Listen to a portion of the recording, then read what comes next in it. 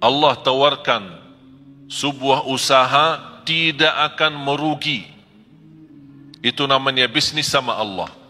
Tidak akan merugi, terjamin. Jangan khawatir rugi. Dan yang tiga, selalu baca Al-Quran, mendirikan salat, infakkan sebagian rizki. Dan saya ingin hubungkan, karena waktunya singkat, saya ingin hubungkan antara tiga hal ini dengan innahu ghafurun syakur. Terus? Agar Allah menyempurnakan pahalanya kepada mereka dan menambah karunia-Nya. Allah bukan hanya berkata, usaha ini, bisnis ini, berdagangan ini tidak akan merugi, tapi Allah menambah supaya kita lebih yakin. Allah janji liyuwaffiyahum ujurahum, akan sempurnakan pahala.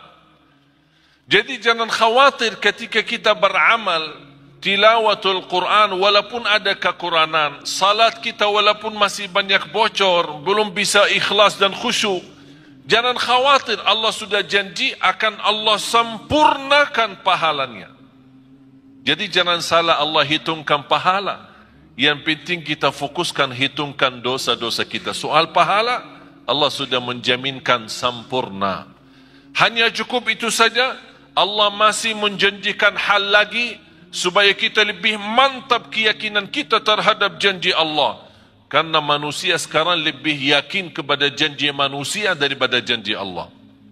Terus apa yang Allah janjikan? Kepada mereka dan menambah karunia-Nya. Sungguh Allah Maha Pengampun, Maha Mensyukuri. Dan menambah karunia-Nya. Di sini apa karunia? Allah sebutkan? Allah tidak sebutkan. Ada sebuah istilah dalam bahasa tafsir, kata ulama, kalau Allah menjanjikan sesuatu tapi Allah sembunyikan, tidak sebutkan, seperti kata ini, Allah menjanjikan sempurna pahala dan menambah karunia. Di sini karunia tidak disebutkan. Karunia apa? Kata ulama, itu namanya akan Allah memberikan kekaruniaan yang tidak ada batas. Yang jelas, karunia tersebut akan pasti menenangkan hati. Sebagaimana janji Allah di surat As-Sajdah. Saya sambungkan ayat ini dengan surat As-Sajdah ayat 16. فَلَا تَعْلَمُ نَفْسٌ مَا أُخْفِيَ لَهُم مِّن قُرَّةِ أَعْيُنٍ جَزَاءً بِمَا كَانُوا يَعْمَلُونَ. Tidak ada jiwa pun yang bisa tahu apa yang telah dirahasiakan, disembunyikan oleh Allah dari karunia-karunia yang akan menenangkan hati. Itu kata siapa? Allah. Yang jelas akan menenangkan hati. Mengapa ada bahasa yang akan menenangkan hati? Karena keinginan kita beda-beda. Ada orang diberikan mobil, belum tentu hatinya nyaman. Ya, terima kasih saya dapat mobil. Tapi dia punya keinginan yang lain. Ada sesuatu, barangkali sesuatu kecil, tidak begitu besar, tapi begitu dia terima, dia merasa bahagia, hatinya luar biasa. Itulah Allah membagi bahasa akan menenangkan hati karunia itu. Kenapa ya Allah? Jazaan bima kanu ya'malun, itu balasan Allah terhadap apa yang kalian telah kerjakan. Berarti apa yang kita kerjakan Allah balas. Bukan hanya balas pahala yang sempurna, tapi terjamin karunia yang akan menenangkan hati. Oleh karena itu di akhir ayat ini, innahu ghafurun syakur. Artinya, sesungguhnya Allah Maha Pengampun, Maha Mensyukuri. Apa hubungan Allah Maha Mengampun dan Maha Mensyukuri? Allah Maha Mengampuni ketika kita membaca Al-Quran masih banyak kesalahan. Daripada yang salah tapi tidak pernah baca Quran. Salah baca Al-Quran masih termasuk diampuni Allah daripada yang salah tidak pernah baca Quran. Artinya jangan ada yang berkata saya takut salah. Allah sudah berkata Allah Maha mengampuni. Salat, pasti salat kita banyak kekurangan. Sunnah qabliyah ba'diyah, masbuk berapa kali, ketiduran salat subuh, Allah Maha mengampun. Asal ketika kita salat harus kita juga komitmen sama diri. Jangan karena Allah Maha mengampuni kita malah jadi malas-malasan. Justru harus kita menjadi orang yang malu. Allah memberikan kesempatan untuk kita bertaubat dan memperbaiki lagi supaya menjadi lebih baik. Salatnya lebih baik sama Al-Qurannya, lebih baik sedekahnya. Termasuk kata sedekah, apa urusan sedekah sama Allah Maha mengampuni? Pasti dalam memberikan sedekah kita tidak akan terlepas daripada sifat bangga. Merasa diri, oh saya bersedekah, itu ini orang lebih kaya tapi tidak pernah bersedekah. Namanya kan hati, perasaan. Ada ucapan-ucapan, barangkali kita tidak pernah ucapkan lidah, tapi perasaannya yang ucapkan, hati yang ucapkan. Allah mengampuni dosa itu. Terus syakur. Innahu ghafurun syakur. Saya ingin Bapak Ibu tolong kalau bisa belajari hafal dua ayat ini. Surah Fatir, surah 35 ayat 29 dan 30. Dua ayat saja. Belajari, dalami, kalau bisa hafal. Luar biasa manfaat dan dahsyatnya. Memberikan keyakinan yang luar biasa. Syakur. Apa hubungan syakur sama tilawatul Quran, baca Quran, sama mendirikan salat, sama sedekah? Pertama harus kita sepakati apa arti syakur. Ayo, apa arti syakur? Syakur kan Asmaul Husna, salah satu nama Allah. Kalau di bahasa Indonesia kan syakur itu yang maha mensyukuri. Tapi masih belum pas. Dan selalu saya sampaikan ke jamaah, belum ada dan tidak akan ada. Belum ada dan tidak akan ada bahasa yang mampu kupas isi Al-Quran selain bahasa Arab. Bahasa Inggris, bahasa Indonesia, bahasa Melayu, bahasa apapun, hanya kemampuannya terjemah saja. Isinya lebih dalam, lebih terlihat. Mutiara-mutiaranya, keindahannya, tidak ada bahasa yang bisa. Hanya bahasa Arab. Subhanallah, begitu indah kajian yang disampaikan oleh guru kita Al-Maghfur lahu Syekh Ali Jaber. Semoga Allah memberikan kita kemudahan dalam setiap langkah mengerjakan kebaikan. Amin amin ya rabbal alamin. Ketika saya membaca innahu ghafurun syakur, saya faham apa maksudnya syakur di sini dibandingkan dengan amalan yang Allah sebutkan sebelumnya. Syakur dalam bahasa Arab, tolong hafal. Huwallazi yu'ti al-ajr al-kathir bil-amal al-qalil. Yang artinya asy-syakur yang menjaminkan pahala yang banyak dengan amalan yang sedikit. Itu namanya syakur. Yang memberikan pahala yang banyak dengan amalan sedikit. Mau tahu buktinya? Salat kita berapa waktu? Salat kita berapa waktu? 5. Allah berikan pahala berapa? Tahu enggak pahala salat? 50. Waktu Isra Mi'raj, Allah menetapkan 5 waktu. Apa kata Allah kepada Nabi Muhammad? Kepada umatmu, saya perintah 5 waktu dikerjakan, tapi pahalanya 50.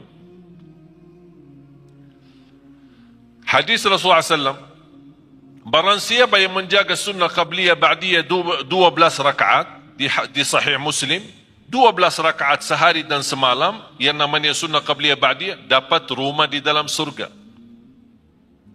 Barang siapa yang mengikuti salat subuh ini hadis sahih.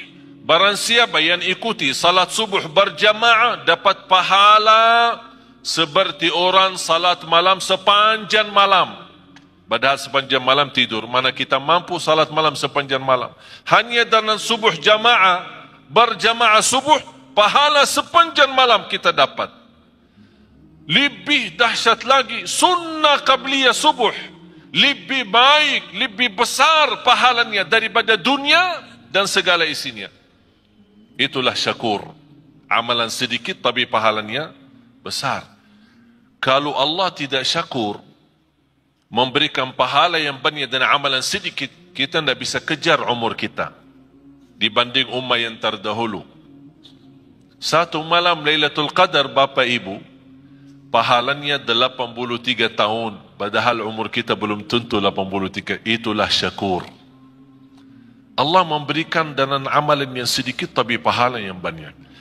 Saya tanya anda sekalian, ketika ada orang membantu kita, memberikan tolongan apapun, dari segi bantu pinjaman atau bantu kendaraan, kita perlu ada acara, kita pinjam mobilnya sebentar. Tapi di saat kita minta tolong orang itu dan dia berkenan membantu, kita benar-benar di saat yang sangat membutuhkan bantuan tersebut. Kira-kira bagaimana perasaan berterima kasih kepadanya? Tinggi kan? Setiap kita doa pasti ingat dia. Setiap ketemu terima kasih. Tak ada habisnya. Bertahun-tahun masih ingat, tidak akan lupa. Begitu juga Allah sifat syakur.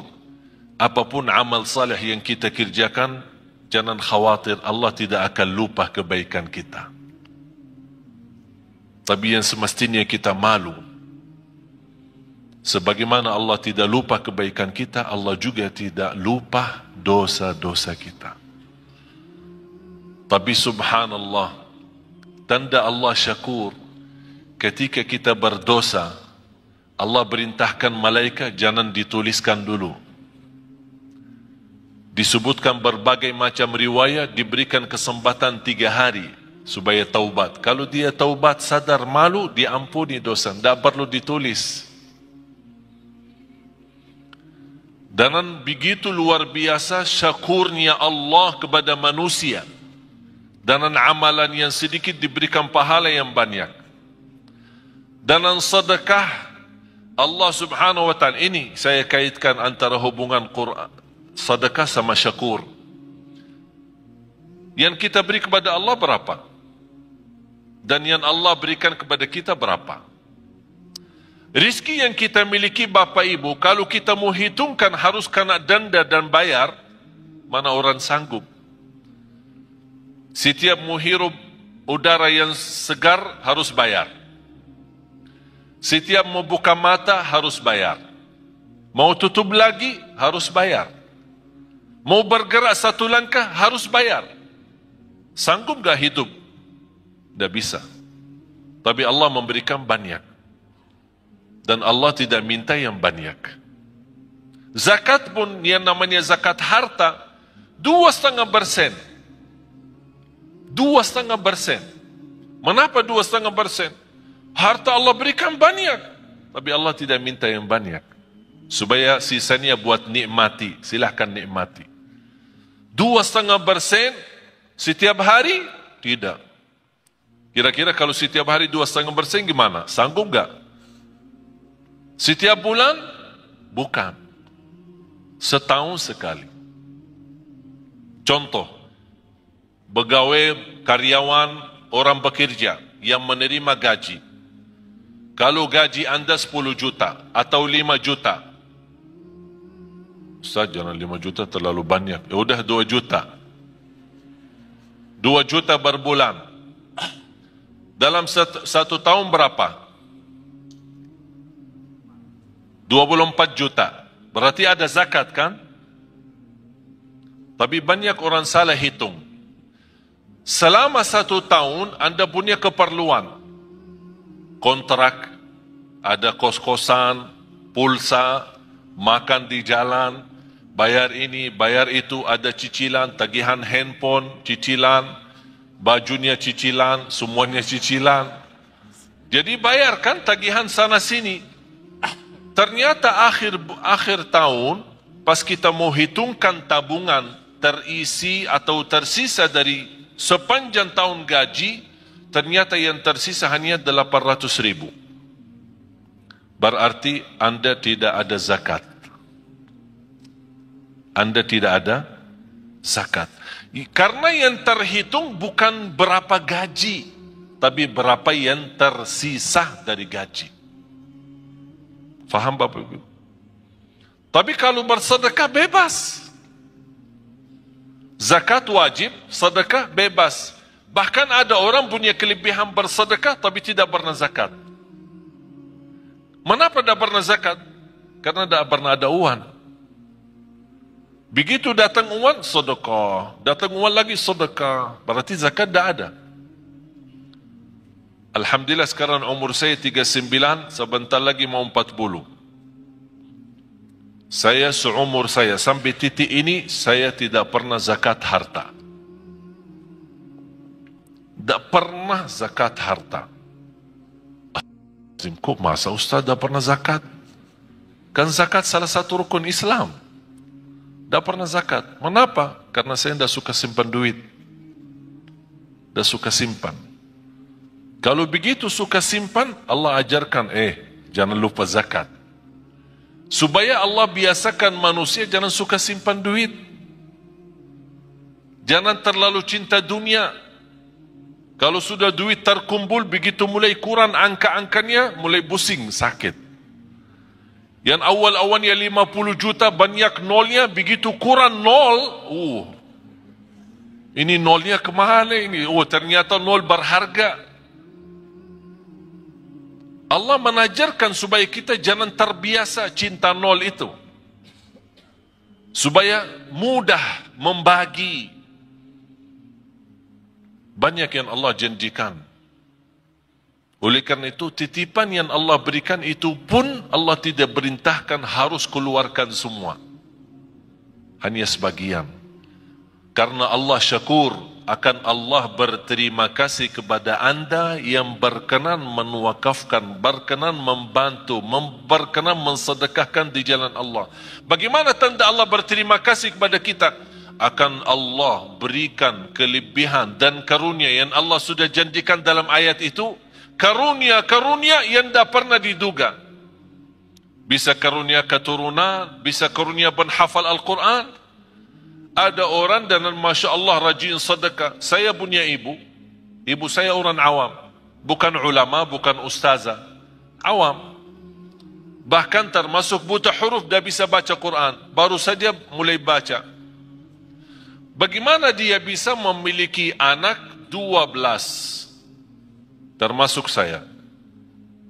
12 bersaudara, 9 laki-laki, 3 perempuan.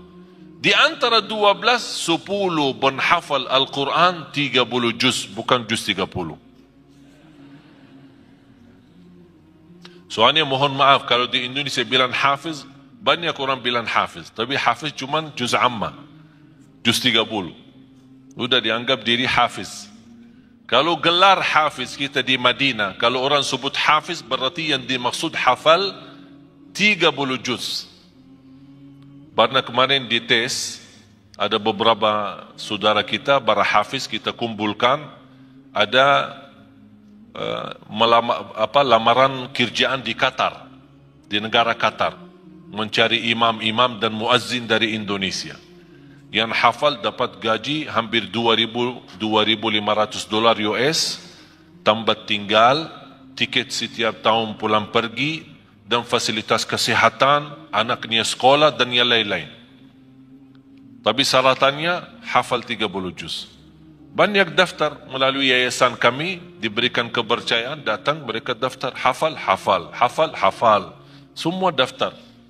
Pas hari ujian, di depan para petugas yang datang dari Qatar, sudah ini berapa hafal? 30 juz. Siap dites?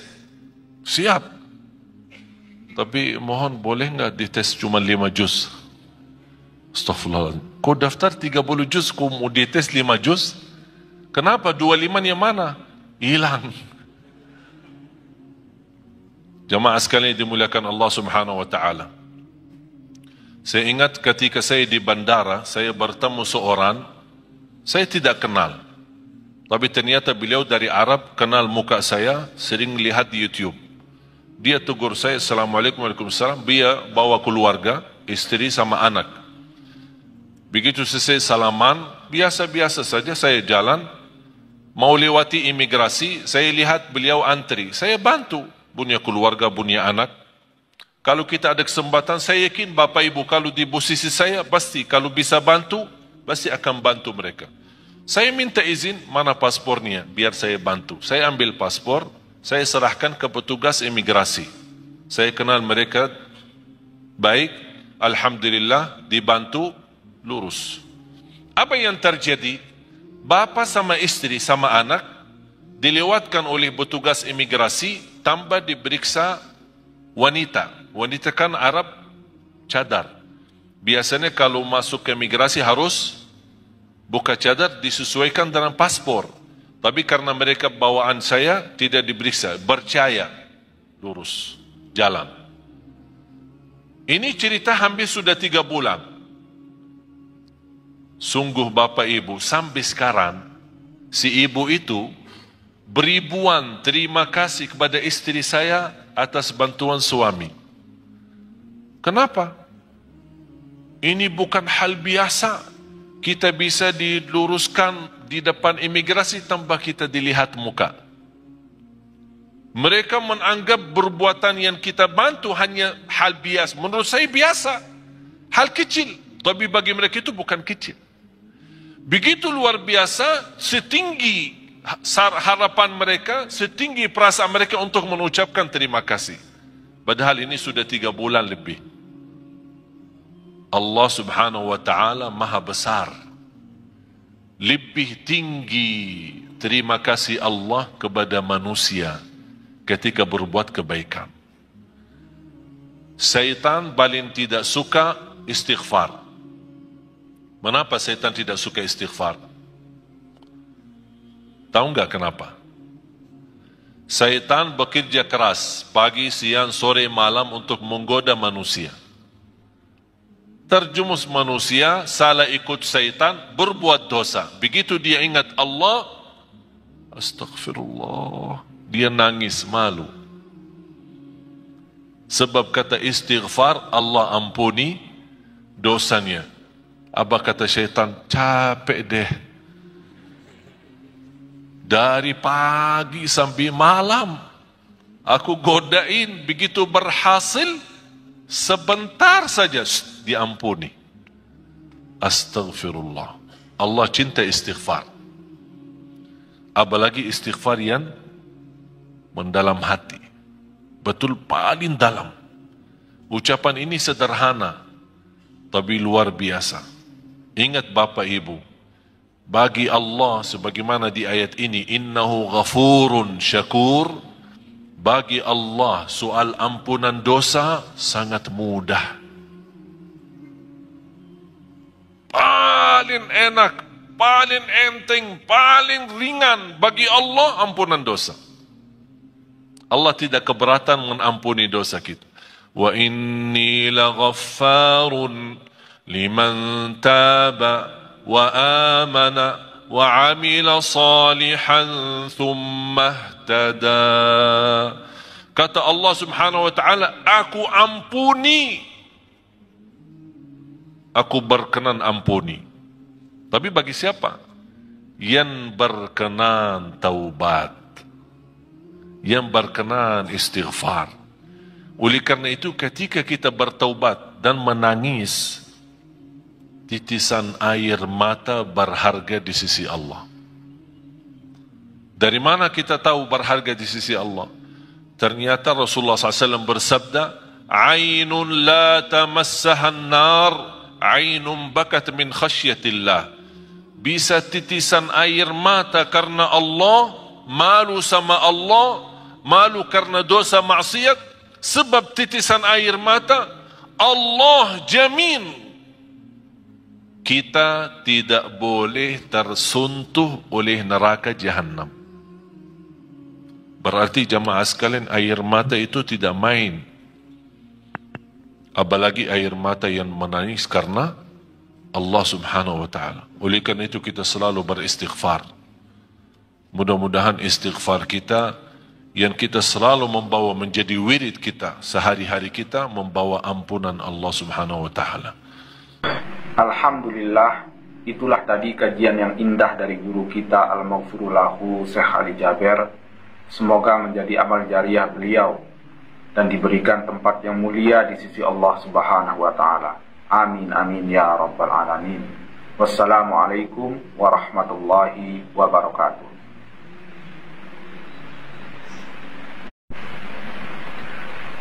Bismillahirrahmanirrahim. Assalamualaikum warahmatullahi wabarakatuh. Saudaraku yang beriman, marilah sejenak kita simak kajian dari guru kita Al-Maghfurullahu Syekh Ali Jaber, sekaligus mengenang beliau dan memetik hikmah, ilmu dan amalan di dalam kajian ini yang insya Allah akan menjadi suatu kebaikan bagi kita untuk menjalani kehidupan sehari-hari. Marilah kita simak bersama-sama. Para jamaah sekalian, karena saya baru tahu ada penajian atau tugas saya berceramah, dan berarti saya belum siapkan metode atau materi, tapi saya baru ingat. Saya ingin menyampaikan, membagi bersama Bapak Ibu ilmu bagaimana luar biasa keindahan dan keajaiban Al-Quran. Subhanallah, bukan sampai hari ini, bahkan sampai hari kiamat tidak akan habis keindahan Al-Quran, tidak akan habis keajaiban Al-Quran, tidak akan habis kemukjizatan Al-Quran.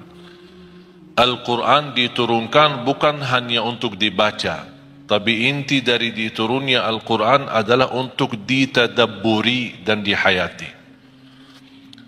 Salah satu ayat yang membuat saya berfikir, bahkan sebab ayat tersebut membuat saya berhenti, bertahan, tidak melanjut kebiasaan rutin saya menkhatam Al-Quran. Ini sudah masuk hari kelima.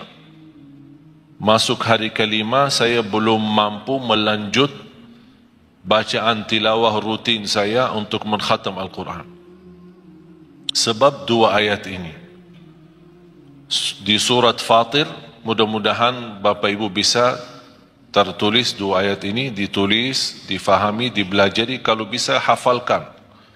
Dua ayat ini di surat Fatir, surat 35, ayat 29 dan 30.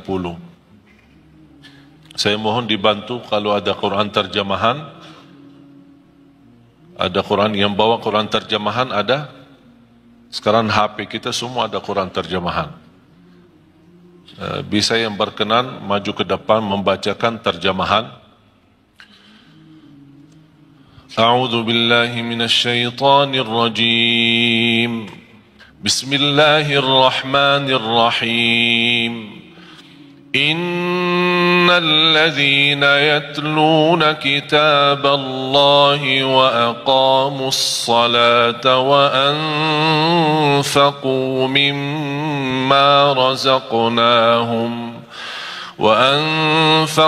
مما رزقناهم سرا وعلانية يرجون تجارة لن تبور ليوفيهم أجورهم ويزيدهم من فضله إنه غفور شكور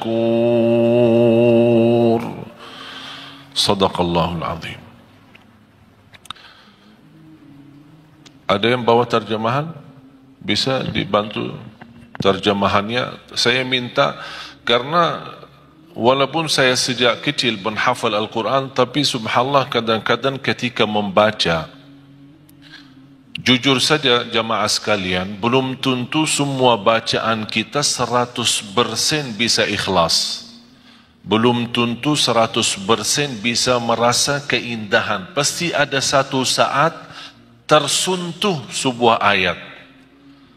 Di antara kita, pasti saya yakin berbeda-beda sukaannya ayat Al-Quran. Bukan berarti tidak suka ayat yang lain, suka. Tapi ada sebuah surah atau sebuah ayat lebih bapa ibu menyukai ayat ini daripada yang lain. Misal ada yang lebih tertarik kepada Yasin, ada Ar-Rahman, ada Al-Kahfi, ada surah Maryam, ada surah Yusuf. Ada yang sukaannya suratul Fatihah, ada yang sukaannya surat Qul Huwallahu Ahad. Macam-macam. Yang membuat kesukaan surah tertentu, yang membuat jauh lebih menikmati ketika membaca maupun mendengar. Apalagi kalau bisa mendengar dengan murattal yang fasih, bacaannya sempurna dan tajwid, dengan irama yang begitu luar biasa, ini sangat membantu terasa oleh hati kita. Jadi saya jujur saja, saya bicara kebiasaan kondisi. Ketika kita membaca, misal contoh Rasulullah SAW pernah membaca satu ayat di suratul Ma'idah, ayat yang terakhir suratul Ma'idah, dua ayat terakhir suratul Ma'idah. Ketika Rasulullah SAW salat malam, ketika sampai ke ayat itu, Rasulullah SAW mengulangi berkali-kali dalam salat tahajud sampai subuh. Membaca ayat itu dan menangis, membaca dan menangis. Jadi ada satu saat ketika kita membaca, pasti istilahnya apa ya, barangkali hati kita saat itu terbuka atau sedang terbuka, sedang betul-betul siap untuk menerima cahaya Al-Quran, tersentuh. Apalagi disertai ayat Al-Quran dengan bacaan yang ikhlas, hayati, dan suara yang indah, malaikat pun turun dari langit. Malaikat turun untuk duduk sima Al-Quran, mendengar Al-Quran. Jadi sebab dua ayat ini ketika saya baca, punya wirid, alhamdulillah kebiasaan setiap bulan 10 kali khatam Al-Quran. Tapi gara-gara dua ayat ini, sekarang sampai saya masuk hari kelima belum bisa lanjut. Karena ada banyak pesan-pesan dari ayat, tapi sayang sekali, sebagaimana kata Sayyidina Uthman ibn Affan, Wallahi, lau tahurat qulubuna, ma syabi'na min kalami Rabbina. Kalau benar-benar hati kita suci, kata Sayyidina Uthman, tidak akan pernah puas sama Al-Quran. Tidak akan puas. Cuma masalahnya ini, dosa, kotoran hati ini yang membuat kadang-kadang agak berat bersama hubungan kita bersama Al-Quran. Coba kita sama-sama gali. Dan kita setiap titik ayat, kata-kata, apalagi kalau ayat itu ada Asma'ul Husna, Aliyun Azim, Azizun Hakim, Ghafurur Rahim, Ghafurun Syakur, itu tidak main-main.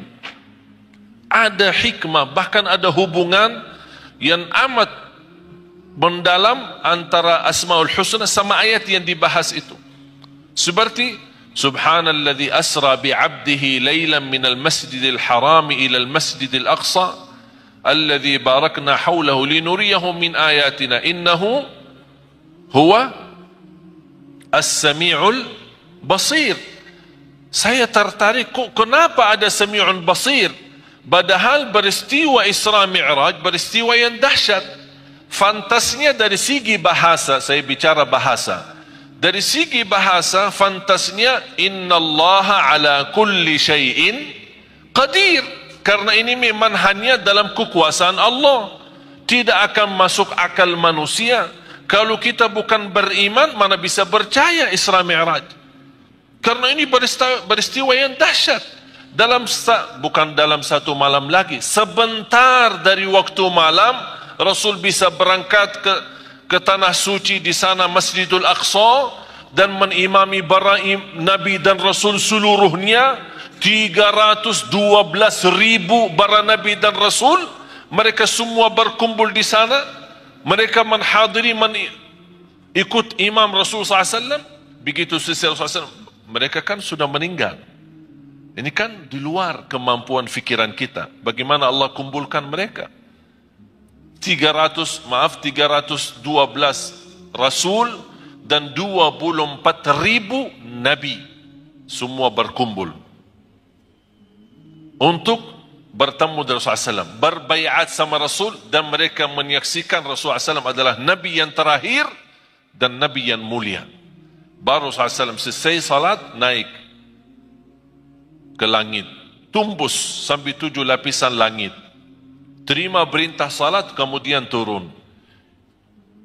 Di berbagai macam riwayah disebutkan, di antara salah satu riwayah, tempat tidur Rasulullah masih hangat. Kalau kita bangun tidur kan masih hangat kan? Sambil mandi gimana tempat tidur? Sudah dingin kan? Begitu Rasulullah SAW bisa ke Masjidul Aqsa, bisa ke langit yang ketujuh, bertemu Allah, dan turun lagi, tapi tempat tidurnya masih hangat. Berarti ini apa? Ini kekuasaan yang dahsyat. Hanya yang dimiliki hanya Allah Subhanahu Wa Taala. Jadi kata innahu ala kulli syai'in qadir, hanya Allah yang maha kuasa atas segala sesuatu. Tapi kenapa innahu di ayat ini, innahu huwas sami'ul basir? Ada hikmah. Seperti juga ayat yang kita akan belajari, innahu ghafurun syakur. Tidak ada main-main dalam ucapan ayat Al-Quran, apalagi yang terkait dengan Asmaul Husna. Coba silahkan. Sesungguhnya orang-orang yang selalu membaca kitab Allah, Al-Quran, dan melaksanakan solat, selalu orang-orang yang selalu, ini sifat mereka. Saya cuma ingin hubungkan antara sifat mereka, apa hubungannya dengan Asmaul Husna di ayat terakhir, innahu ghafurun syakur. Di antara sifat mereka selalu membaca Al-Quran. Kalau yang selalu membaca Al-Quran bukan dinamakan qari, bukan dinamakan orang suka baca, tapi yang dinamakan orang selalu baca Al-Quran itu tilawatul Quran. Tilawatul Quran berarti itu orang yang betul selalu membaca Al-Quran. Nanti di hari kiamat orang yang suka selalu baca Al-Quran dipanggil hari kiamat, Iqra warqa warattil kama kunta turattilu fid dunya. Bacalah, naiklah, karena setiap kita baca akan naik posisi kita di dalam surga. Bahkan kata Rasulullah SAW, di dalam hadis itu disebutkan warattil, tertillah sebagaimana kamu tertil di dunia. Tilawah. Innal ladzina yatluna kitab Allah. Sampai di dalam bahasa ayat itu, yatluna, mereka yang selalu membaca kitabullah. Ini sifat pertama. Terus? Dan melaksanakan solat dan menginfakkan sebagian rezeki. Selalu kalau ada bahasan salat, tidak ada kerjakan salat, tapi selalu ada mendirikan salat. Iqamus salat wa aqimus salat. Iqamatus, kata iqama, aqimu, ini semua bahasa mendirikan salat. Saya tidak akan teliti satu-satu, karena mohon maaf, kalau saya mau bahas dua ayat ini, mungkin sampai malam tidak cukup. Karena dua ayat ini membuat saya berhenti, bahkan saya suka membaca dua ayat ini. Habis Allah bukakan hidayah, berkali-kali sunnah qabliyah ba'diyah, saya selalu ulang dua ayat ini. Walaupun sudah hafal, tapi namanya kadang-kadang terbuka hati kepada sebuah ayat atau sebuah pesan dari Allah yang ingin disampaikan. Jadi sifat mereka adalah yang mengerjakan tilawah, selalu baca Al-Quran. Yang kedua, mendirikan salat. Ini bahasa salat itu perlu panjang lebar kita bahas, mendalami. Yang ketiga, dan menginfakkan sebagian rezeki yang kami anugerahkan kepadanya. Subhanallah. Selalu kalau kita perhatiin, wa anfaqu mimma. Di suratul Baqarah, alladzina yu'minuna bil ghaibi wa yuqimuna as-salata. Terus, wa mimma. Dalam bahasa bacaannya pun, namanya huruf kecil atau huruf tarqiq. Tidak boleh dibaca wa mimma. Wa mimma. Menurut saya, cara Allah menyampaikan kepada kita, memanjahi kita. Allah memanjahi kita, tawaran yang memanjahi kita. Bagaimana Allah memanjahi kita? Wa mimma, anugerah yang Allah berikan, rezeki yang begitu banyak, Allah tidak minta semuanya, tapi wa mimma, sedikit. Wa mimma razaqnahum yunfiqun. Tapi apa yang diinginkan oleh mereka ketika mereka berkenan menginfakkan sebagian harta yang Allah anugerahkan kepada mereka, secara diam-diam maupun terang-terangan, mereka ingin terus? Mereka itu mengharapkan perdagangan yang tidak akan rugi. Ada yang punya jaminan bisnis apapun di dunia ini tidak akan rugi? Ada yang bisa punya jaminan? Allah tawarkan sebuah usaha tidak akan merugi. Itu namanya bisnis sama Allah. Tidak akan merugi, terjamin. Jangan khawatir rugi. Dan yang tiga, selalu baca Al-Quran, mendirikan salat, infakkan sebagian rizki. Dan saya ingin hubungkan, karena waktunya singkat, saya ingin hubungkan antara tiga hal ini dengan innahu ghafurun syakur. Terus? Agar Allah menyempurnakan pahalanya kepada mereka dan menambah karunia-Nya. Allah bukan hanya berkata, usaha ini, bisnis ini, berdagangan ini tidak akan merugi, tapi Allah menambah supaya kita lebih yakin. Allah janji liyuwaffiyahum ujurahum, akan sempurnakan pahala. Jadi jangan khawatir ketika kita beramal, tilawatul Quran walaupun ada kekurangan, salat kita walaupun masih banyak bocor, belum bisa ikhlas dan khusyuk, jangan khawatir, Allah sudah janji akan Allah sempurnakan pahalanya. Jadi jangan salah Allah hitungkan pahala. Yang penting kita fokuskan hitungkan dosa-dosa kita. Soal pahala, Allah sudah menjaminkan sempurna. Hanya cukup itu saja. Allah masih menjanjikan hal lagi supaya kita lebih mantap keyakinan kita terhadap janji Allah. Karena manusia sekarang lebih yakin kepada janji manusia daripada janji Allah. Terus apa yang Allah janjikan? Kepada mereka dan menambah karunia-Nya. Sungguh Allah Maha Pengampun, Maha Mensyukuri. Dan menambah karunia-Nya. Di sini apa karunia? Allah sebutkan? Allah tidak sebutkan. Ada sebuah istilah dalam bahasa tafsir, kata ulama, kalau Allah menjanjikan sesuatu, tapi Allah sembunyikan, tidak sebutkan, seperti kata ini, Allah menjanjikan sempurna pahala dan menambah karunia. Di sini karunia tidak disebutkan, karunia apa?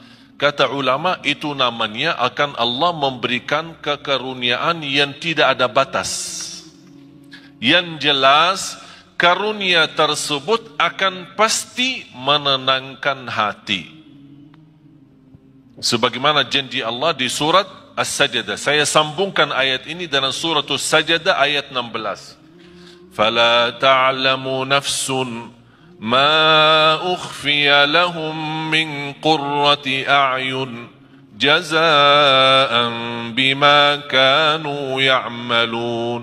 Tidak ada jiwa pun yang bisa tahu apa yang telah dirahasiakan, disembunyikan oleh Allah dari karunia-karunia yang akan menenangkan hati. Itu kata siapa? Allah. Yang jelas akan menenangkan hati. Mengapa ada bahasa yang akan menenangkan hati? Karena keinginan kita beda-beda. Ada orang diberikan mobil, belum tentu hatinya nyaman. Ya, terima kasih saya dapat mobil. Tapi dia punya keinginan yang lain. Ada sesuatu, barangkali sesuatu kecil, tidak begitu besar, tapi begitu dia terima, dia merasa bahagia, hatinya luar biasa. Itulah Allah membagi bahasa akan menenangkan hati karunia itu. Kenapa ya Allah? Jazaan bima kanu ya'malun, itu balasan Allah terhadap apa yang kalian telah kerjakan. Berarti apa yang kita kerjakan Allah balas. Bukan hanya balas pahala yang sempurna, tapi terjamin karunia yang akan menenangkan hati. Oleh karena itu di akhir ayat ini, innahu ghafurun syakur. Artinya, sesungguhnya Allah Maha Pengampun, Maha Mensyukuri. Apa hubungan Allah Maha Mengampun dan Maha Mensyukuri? Allah Maha Mengampuni ketika kita membaca Al-Quran masih banyak kesalahan. Daripada yang salah tapi tidak pernah baca Quran.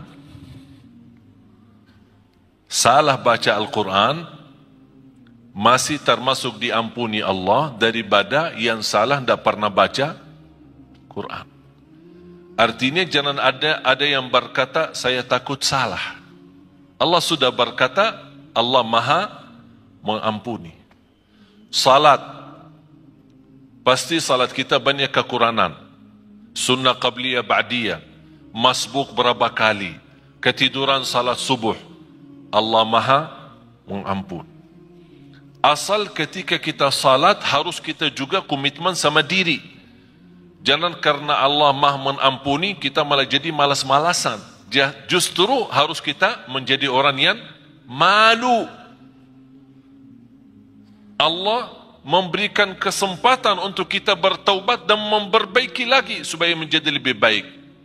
Salatnya lebih baik sama Al-Qurannya, lebih baik sedekahnya. Termasuk kata sedekah, apa urusan sedekah sama Allah Maha Mengampuni? Pasti dalam memberikan sedekah kita tidak akan terlepas daripada sifat bangga.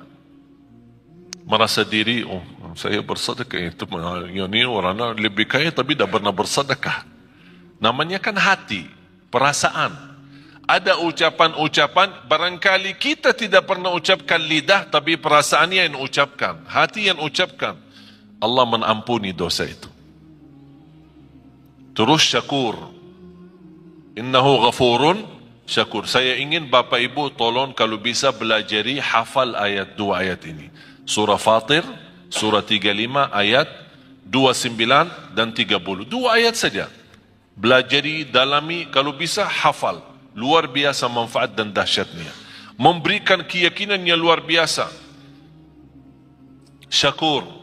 Apa hubungan syakur sama tilawatul Quran, baca Quran, sama mendirikan salat, sama sedekah? Pertama harus kita sepakati apa arti syakur. Ayo, apa arti syakur? Syakur kan Asmaul Husna, salah satu nama Allah. Kalau di bahasa Indonesia kan syakur itu yang maha mensyukuri. Tapi masih belum pas. Dan selalu saya sampaikan ke jamaah, belum ada dan tidak akan ada. Belum ada dan tidak akan ada bahasa yang mampu kupas isi Al-Quran selain bahasa Arab. Bahasa Inggris, bahasa Indonesia, bahasa Melayu, bahasa apapun, hanya kemampuannya terjemah saja. Isinya lebih dalam, lebih terlihat.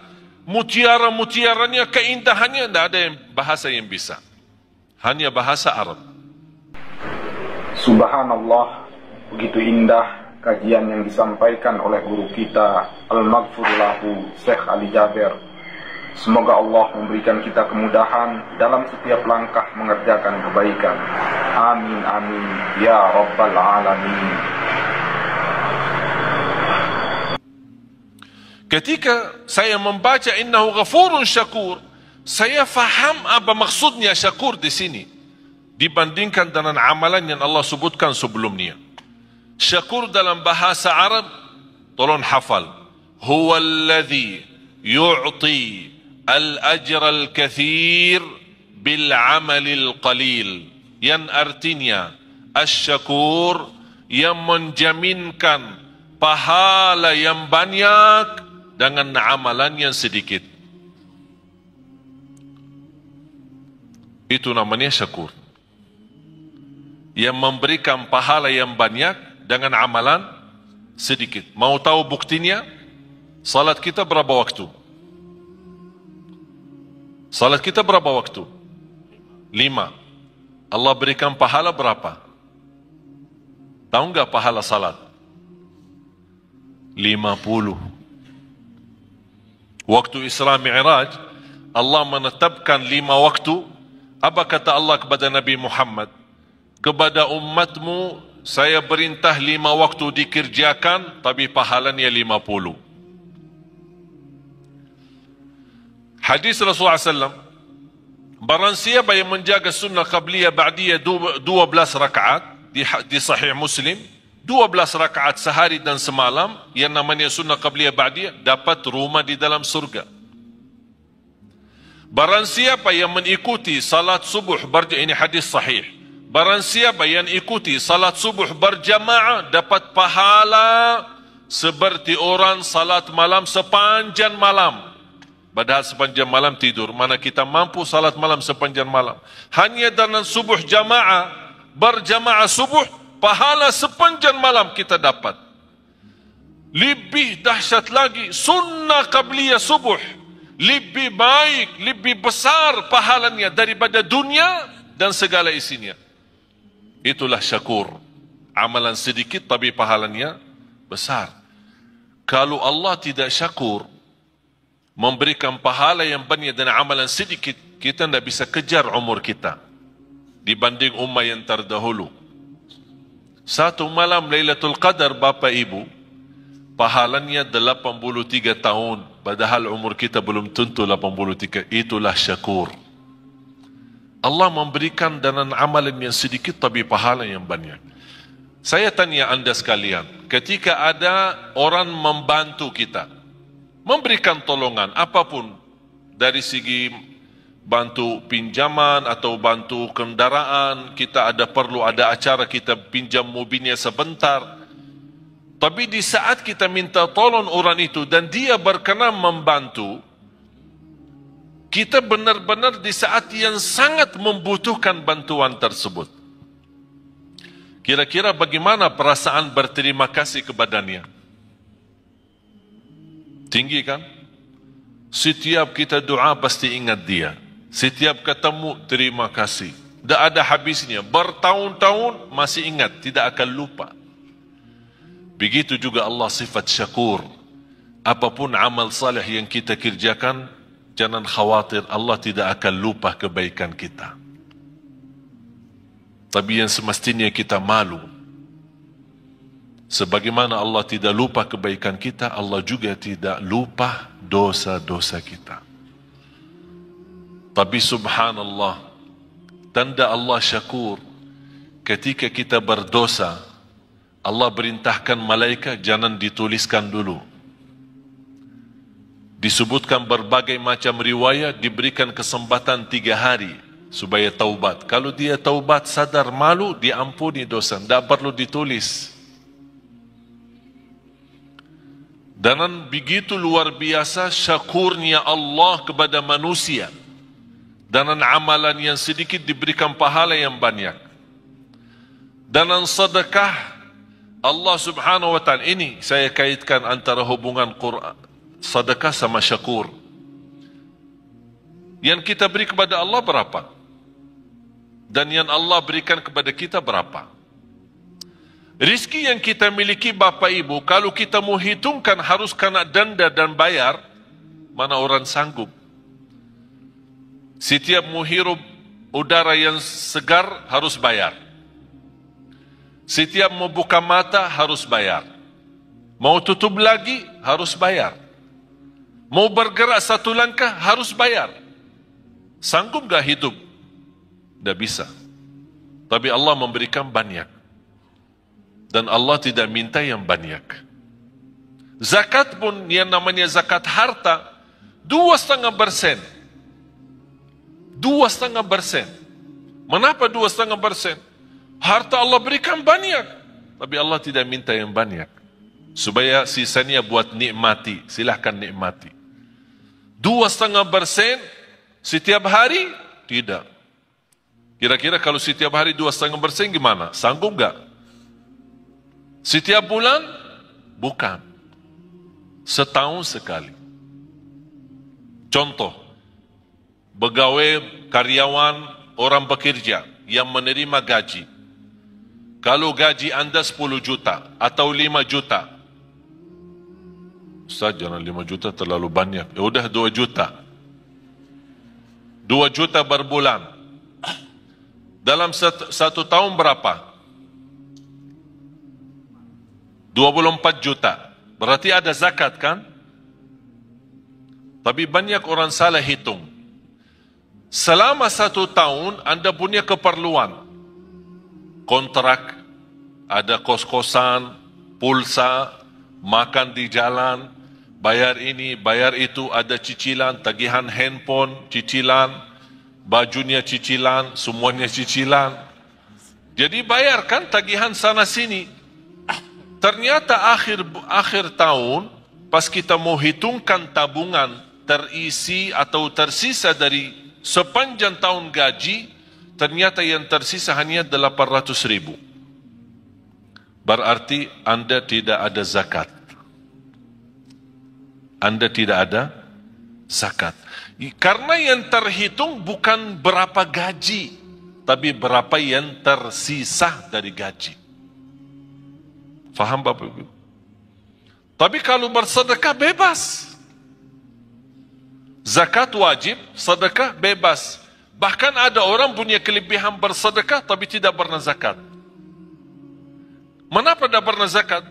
Karena tidak pernah ada uang. Begitu datang uang, sedekah. Datang uang lagi, sedekah. Berarti zakat tidak ada. Alhamdulillah sekarang umur saya 39, sebentar lagi mau 40. Saya seumur saya sampai titik ini, saya tidak pernah zakat harta. Tidak pernah zakat harta. Kok masa Ustaz tidak pernah zakat? Kan zakat salah satu rukun Islam. Tidak pernah zakat. Mengapa? Karena saya tidak suka simpan duit. Tidak suka simpan. Kalau begitu suka simpan, Allah ajarkan, jangan lupa zakat. Supaya Allah biasakan manusia jangan suka simpan duit. Jangan terlalu cinta dunia. Kalau sudah duit terkumpul, begitu mulai kurang angka-angkanya, mulai pusing, sakit. Yang awal-awalnya 50 juta, banyak nolnya, begitu kurang nol, ini nolnya kemana ini? Ternyata nol berharga. Allah menajarkan supaya kita jangan terbiasa cinta nol itu. Supaya mudah membagi. Banyak yang Allah janjikan. Oleh karena itu, titipan yang Allah berikan itu pun Allah tidak perintahkan harus keluarkan semua. Hanya sebagian. Karena Allah syakur, akan Allah berterima kasih kepada anda yang berkenan menwakafkan, berkenan membantu, berkenan mensedekahkan di jalan Allah. Bagaimana tanda Allah berterima kasih kepada kita? Akan Allah berikan kelebihan dan karunia yang Allah sudah janjikan dalam ayat itu. Karunia-karunia yang tidak pernah diduga. Bisa karunia keturunan, bisa karunia penghafal Al-Quran.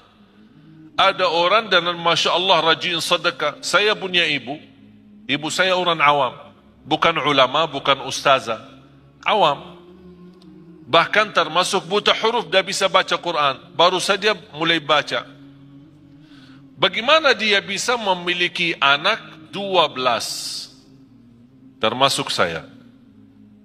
12 bersaudara, 9 laki-laki, 3 perempuan. Di antara 12, 10 penghafal Al-Quran 30 juz, bukan juz 30. Soalnya mohon maaf, kalau di Indonesia bilang hafiz, banyak orang bilang hafiz. Tapi hafiz cuma juz amma, juz 30. Sudah dianggap diri hafiz. Kalau gelar hafiz kita di Madinah, kalau orang sebut hafiz, berarti yang dimaksud hafal 30 juz. Karena kemarin di tes, ada beberapa saudara kita, para hafiz kita kumpulkan, ada lamaran kerjaan di Qatar, di negara Qatar, mencari imam-imam dan muazzin dari Indonesia. Yang hafal dapat gaji hampir $2,500 US, tambah tinggal, tiket setiap tahun pulang pergi, dan fasilitas kesehatan, anaknya sekolah dan yang lain-lain. Tapi syaratannya hafal 30 juz. Banyak daftar melalui yayasan kami, diberikan kepercayaan, datang mereka daftar, hafal. Semua daftar. Pas hari ujian, di depan para petugas yang datang dari Qatar, sudah ini berapa hafal? 30 juz. Siap dites? Siap. Tapi mohon boleh enggak dites cuma 5 juz? Astaghfirullahaladzim. Kau daftar 30 juz, kau mau dites 5 juz? Kenapa? 25 yang mana? Hilang. Jamaah sekalian dimuliakan Allah Subhanahu wa taala. Saya ingat ketika saya di bandara, saya bertemu seorang, saya tidak kenal. Tapi ternyata beliau dari Arab, kenal muka saya, sering lihat di YouTube. Dia tegur saya, Assalamualaikum, Waalaikumsalam. Dia bawa keluarga, istri sama anak. Begitu selesai salaman, biasa-biasa saja saya jalan, mau lewati imigrasi, saya lihat beliau antri. Saya bantu, punya keluarga, punya anak. Kalau kita ada kesempatan, saya yakin Bapak Ibu, kalau di posisi saya, pasti kalau bisa bantu, pasti akan bantu mereka. Saya minta izin, mana paspornya, biar saya bantu. Saya ambil paspor, saya serahkan ke petugas imigrasi. Saya kenal mereka baik, alhamdulillah, dibantu, lurus. Apa yang terjadi? Bapa sama istri sama anak dilewatkan oleh petugas imigrasi, tambah diperiksa wanita. Wanita kan Arab cadar. Biasanya kalau masuk ke imigrasi harus buka cadar, disesuaikan dengan paspor. Tapi karena mereka bawaan saya tidak diperiksa, percaya, lurus, jalan. Ini cerita hampir sudah 3 bulan. Sungguh Bapak Ibu, sampai sekarang si ibu itu beribuan terima kasih kepada istri saya atas bantuan suami. Kenapa? Ini bukan hal biasa. Kita bisa diluruskan di depan imigrasi tanpa kita dilihat muka. Mereka menganggap perbuatan yang kita bantu hanya hal biasa. Menurut saya biasa, hal kecil. Tapi bagi mereka itu bukan kecil. Begitu luar biasa, setinggi harapan mereka, setinggi perasaan mereka untuk mengucapkan terima kasih. Padahal ini sudah 3 bulan lebih. Allah Subhanahu wa taala Maha besar. Lebih tinggi terima kasih Allah kepada manusia ketika berbuat kebaikan. Syaitan paling tidak suka istighfar. Kenapa syaitan tidak suka istighfar? Tahu enggak kenapa? Syaitan bekerja keras pagi, siang, sore, malam untuk menggoda manusia. Terjumus manusia, salah ikut syaitan, berbuat dosa. Begitu dia ingat Allah, astagfirullah, dia nangis malu. Sebab kata istighfar, Allah ampuni dosanya. Apa kata syaitan? Capek deh. Dari pagi sampai malam, aku godain, begitu berhasil, sebentar saja diampuni. Astagfirullah. Allah cinta istighfar. Apalagi istighfar yang mendalam hati. betul paling dalam. Ucapan ini sederhana, tapi luar biasa. Ingat Bapak Ibu, bagi Allah sebagaimana di ayat ini, innahu ghafurun syakur, bagi Allah soal ampunan dosa sangat mudah.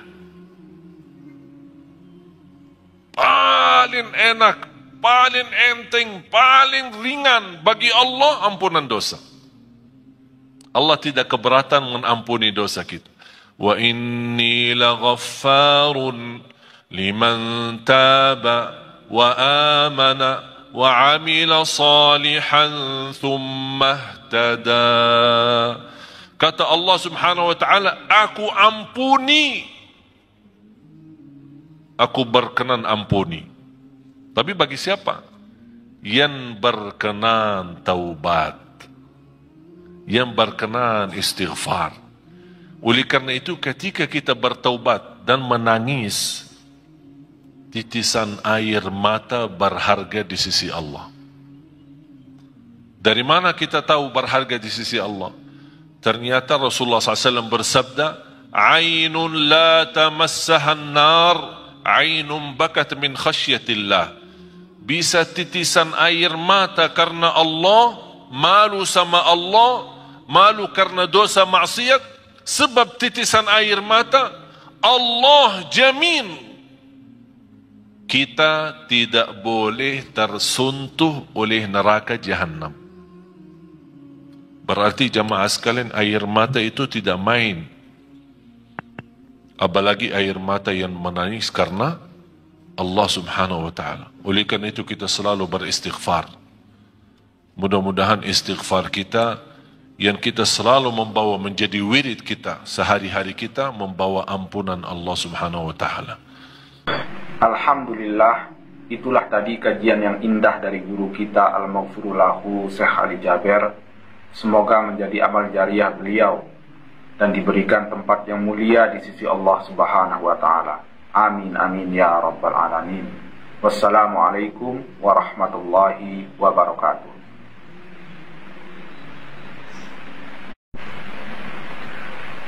Bismillahirrahmanirrahim. Assalamualaikum warahmatullahi wabarakatuh.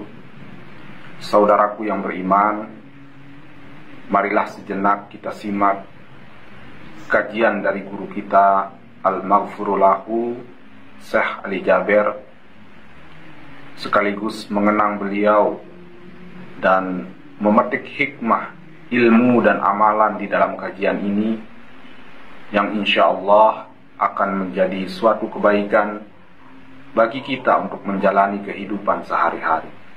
Marilah kita simak bersama-sama. Para jamaah sekalian,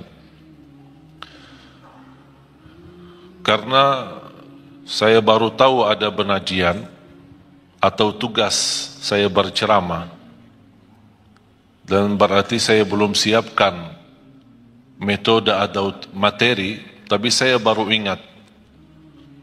Saya ingin menyampaikan, membagi bersama Bapak Ibu ilmu bagaimana luar biasa keindahan dan keajaiban Al-Quran.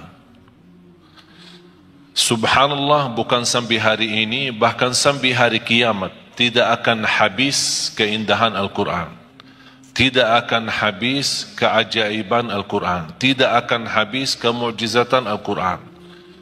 Al-Quran diturunkan bukan hanya untuk dibaca, tapi inti dari diturunnya Al-Quran adalah untuk ditadabburi dan dihayati. Salah satu ayat yang membuat saya berfikir, bahkan sebab ayat tersebut membuat saya berhenti, bertahan, tidak melanjut kebiasaan rutin saya mengkhatam Al-Quran. Ini sudah masuk hari kelima. Masuk hari kelima, saya belum mampu melanjut bacaan tilawah rutin saya untuk mengkhatam Al-Quran. Sebab dua ayat ini. Di surat Fatir, mudah-mudahan Bapak Ibu bisa tertulis dua ayat ini, ditulis, difahami, dibelajari, kalau bisa hafalkan. Dua ayat ini surat Fatir, surat 35, ayat 29 dan 30. Saya mohon dibantu kalau ada Quran terjemahan. Ada Quran yang bawa Quran terjemahan ada. Sekarang HP kita semua ada Quran terjemahan. Bisa yang berkenan maju ke depan membacakan terjemahan. A'udzu billahi minasy syaithanir rajim. Bismillahirrahmanirrahim. إن الذين يتلون كتاب الله وأقاموا الصلاة وأنفقوا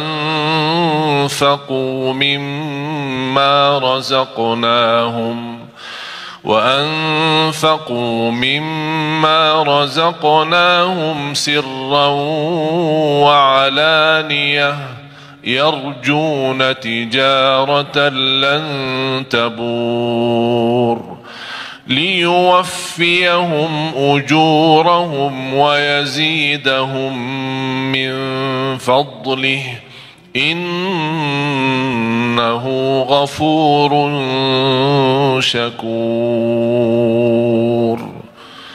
صدق الله العظيم. Ada yang bawa terjemahan?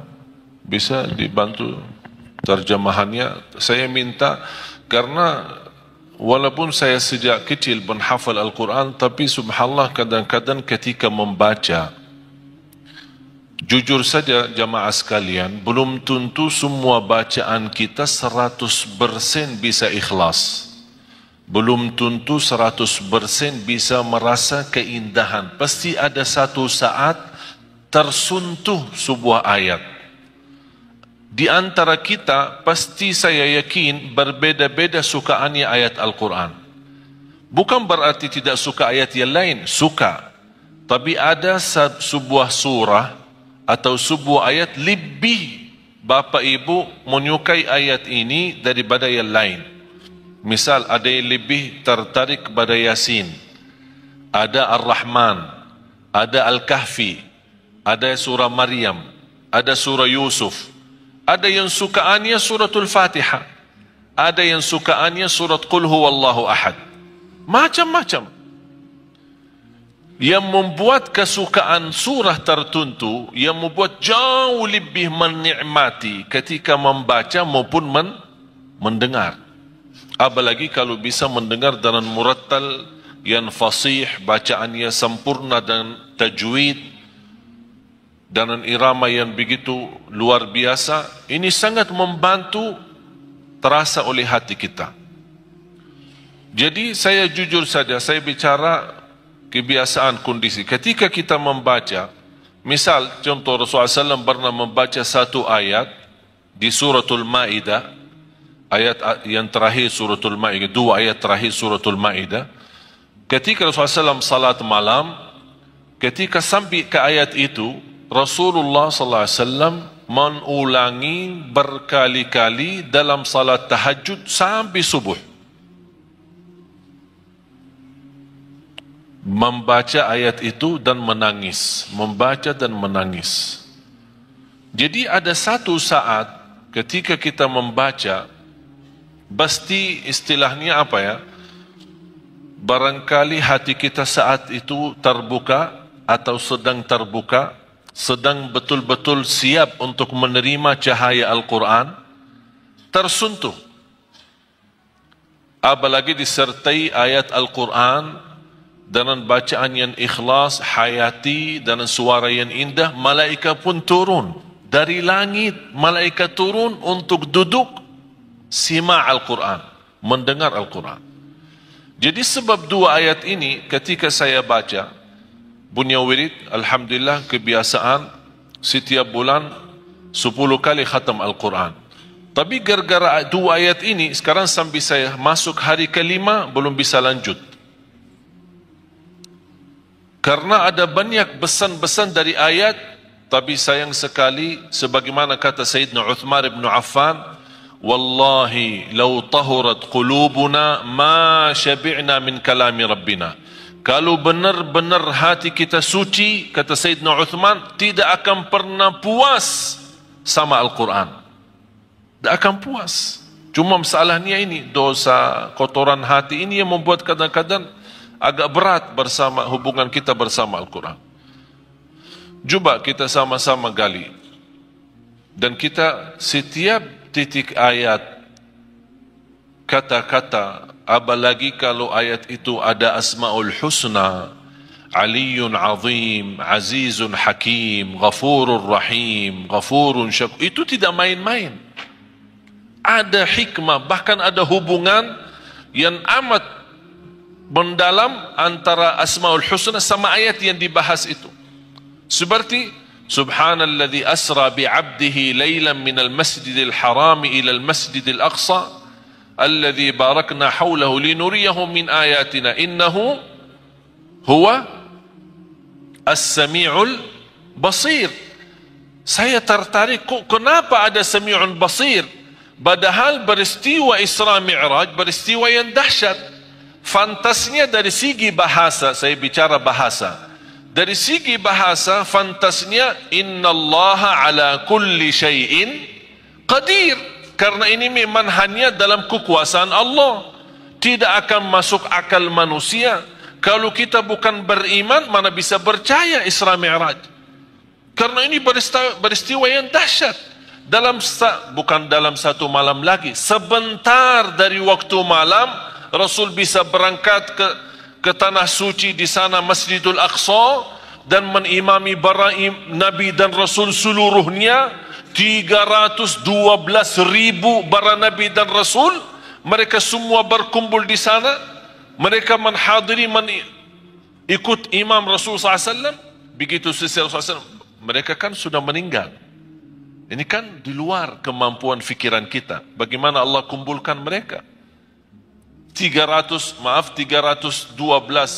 Rasul dan 24.000 Nabi. Semua berkumpul untuk bertemu dengan Rasulullah SAW. Berbaiat sama Rasul dan mereka menyaksikan Rasulullah SAW adalah Nabi yang terakhir dan Nabi yang mulia. Baru Rasulullah SAW selesai salat, naik ke langit, tumbus sampai 7 lapisan langit, terima perintah salat, kemudian turun. Di berbagai macam riwayat disebutkan, di antara salah satu riwayat, tempat tidur Rasulullah masih hangat.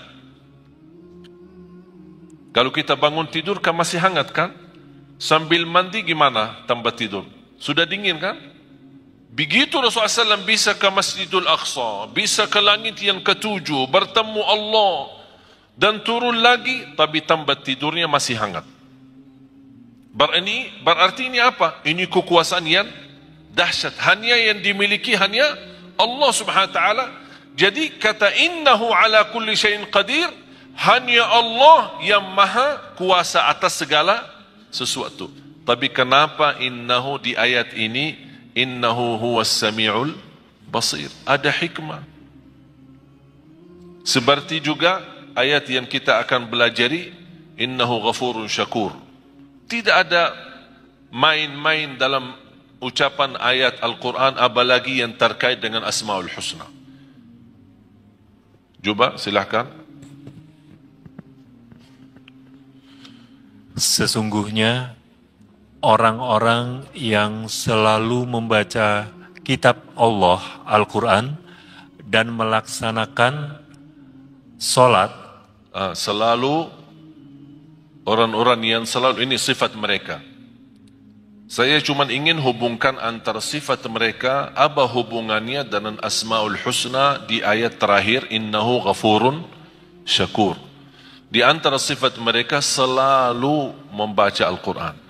Kalau yang selalu membaca Al-Quran bukan dinamakan qari, bukan dinamakan orang suka baca, tapi yang dinamakan orang selalu baca Al-Quran itu tilawatul Quran. Tilawatul Quran berarti itu orang yang betul selalu membaca Al-Quran. Nanti di hari kiamat orang yang suka selalu baca Al-Quran dipanggil hari kiamat, Iqra warqa warattil kama kunta turattilu fid dunya. Bacalah, naiklah, karena setiap kita baca akan naik posisi kita di dalam surga. Bahkan kata Rasulullah SAW, di dalam hadis itu disebutkan warattil, tertillah sebagaimana kamu tertil di dunia. Tilawah. Innal ladzina yatluna kitab Allah. Sampai di dalam bahasa ayat itu yatluna, mereka yang selalu membaca kitabullah. Ini sifat pertama. Terus, dan melaksanakan sholat dan menginfakkan sebagian rezeki. Selalu kalau ada bahasan salat, tidak ada kerjakan salat, tapi selalu ada mendirikan salat. Iqamus salat wa aqimus salat. Iqamatus, kata iqama, aqimu, ini semua bahasa mendirikan salat. Saya tidak akan teliti satu-satu karena mohon maaf, kalau saya mau bahas dua ayat ini mungkin sampai malam tidak cukup. Karena dua ayat ini membuat saya berhenti, bahkan saya suka membaca dua ayat ini. Habis Allah bukakan hidayah, berkali-kali sunnah qabliyah ba'diyah, saya selalu ulang dua ayat ini. Walaupun sudah hafal, tapi namanya kadang-kadang terbuka hati kepada sebuah ayat atau sebuah pesan dari Allah yang ingin disampaikan. Jadi sifat mereka adalah yang mengerjakan tilawah, selalu baca Al-Quran. Yang kedua, mendirikan salat. Ini bahasa salat itu perlu panjang lebar kita bahas, mendalami. Yang ketiga, dan menginfakkan sebagian rezeki yang kami anugerahkan kepadanya. Subhanallah. Selalu kalau kita perhatiin, wa anfaqu mimma. Di suratul Baqarah, alladzina yu'minuna bil ghaibi wa yuqimuna as-salata. Terus, wa mimma. Dalam bahasa bacaannya pun namanya huruf kecil atau huruf tarqiq. Tidak boleh dibaca wa mimma. Wa mimma. Menurut saya, cara Allah menyampaikan kepada kita, memanjahi kita. Allah memanjahi kita, tawaran yang memanjahi kita. Bagaimana Allah memanjahi kita? Wa mimma, anugerah yang Allah berikan, rezeki yang begitu banyak, Allah tidak minta semuanya, tapi wa mimma, sedikit. Wa mimma razaqnahum yunfiqun. Tapi apa yang diinginkan oleh mereka ketika mereka berkenan menginfakkan sebagian harta yang Allah anugerahkan kepada mereka secara diam-diam maupun terang-terangan, mereka ingin terus? Mereka itu mengharapkan perdagangan yang tidak akan rugi. Ada yang punya jaminan bisnis apapun di dunia ini tidak akan rugi? Ada yang bisa punya jaminan? Allah tawarkan sebuah usaha tidak akan merugi. Itu namanya bisnis sama Allah. Tidak akan merugi, terjamin. Jangan khawatir rugi. Dan yang tiga, selalu baca Al-Quran, mendirikan salat, infakkan sebagian rizki. Dan saya ingin hubungkan, karena waktunya singkat, saya ingin hubungkan antara tiga hal ini dengan innahu ghafurun syakur. Terus? Agar Allah menyempurnakan pahalanya kepada mereka dan menambah karunia-Nya. Allah bukan hanya berkata, usaha ini, bisnis ini, berdagangan ini tidak akan merugi, tapi Allah menambah supaya kita lebih yakin. Allah janji liyuwaffiyahum ujurahum, akan sempurnakan pahala. Jadi jangan khawatir ketika kita beramal tilawatul Quran, walaupun ada kekurangan, salat kita walaupun masih banyak bocor, belum bisa ikhlas dan khusyuk, jangan khawatir, Allah sudah janji akan Allah sempurnakan pahalanya. Jadi jangan salah Allah hitungkan pahala. Yang penting kita fokuskan hitungkan dosa-dosa kita. Soal pahala, Allah sudah menjaminkan sempurna. Hanya cukup itu saja.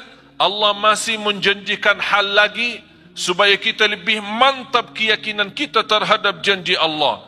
Karena manusia sekarang lebih yakin kepada janji manusia daripada janji Allah. Terus apa yang Allah janjikan? Kepada mereka dan menambah karunia-Nya. Sungguh Allah Maha Pengampun, Maha Mensyukuri. Dan menambah karunia-Nya. Di sini apa karunia? Allah sebutkan? Allah tidak sebutkan.